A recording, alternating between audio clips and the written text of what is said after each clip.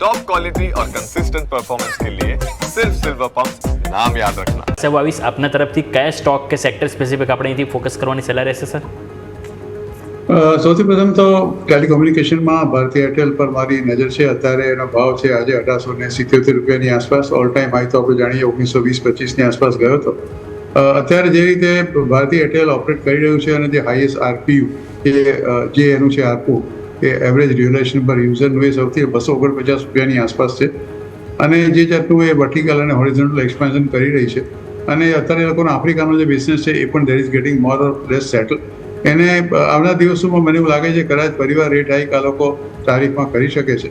અને જે અમેરિકા તરફથી અત્યારે જે તારીફમાં જે કંઈ પણ અત્યારે રમત રમાઈ રહી છે, જે જાતની ઇમ્પોઝ થઈ રહી છે એનાથી આ પર્ટિક્યુલર કંપની ઇમ્યુન છે. કારણ કે આપણે કંઈ ટેલિકોમ્યુનિકેશનના આ જાતની સેવાઓ ત્યાં એક્સપોર્ટ નથી કરતા, એટલે એની કોઈ તારીફની એના પર કોઈ આડઅસર થાય મને લાગતું નથી.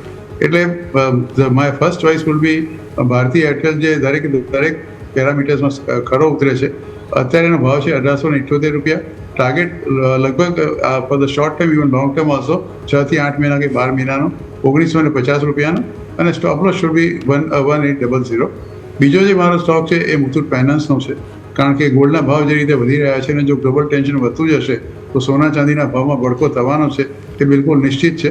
અત્યારે સેબીએ જે જાતના નિયમોમાં થોડી હળવાશ કરી છે, કારણ કે જે છેલ્લી એમની પોલિસી આવી એમાં શરૂઆતમાં જે એમને પરિપત્ર બહાર પાડ્યો હતો એ પછી આ બધી મુથુટ અને મન્નાપુરમ બંને ઘટ્યા હતા. એ પછી એમણે જે જાતની છૂટછાટ આપી છે નાના રોકાણકારો માટે, એનાથી અને ગોલ્ડનું જે વેલ્યુએશન વધ્યું છે એટલે એ લોકોને એડિશનલ જે કોઈ લોન આપી હોય એને માટે પણ એ લોકો માટે ઘણી છૂટ થઈ ગઈ છે.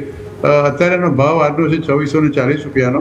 My target for this particular share within 6 or 1 year is about 2800 and stop loss should be 2450. Okay.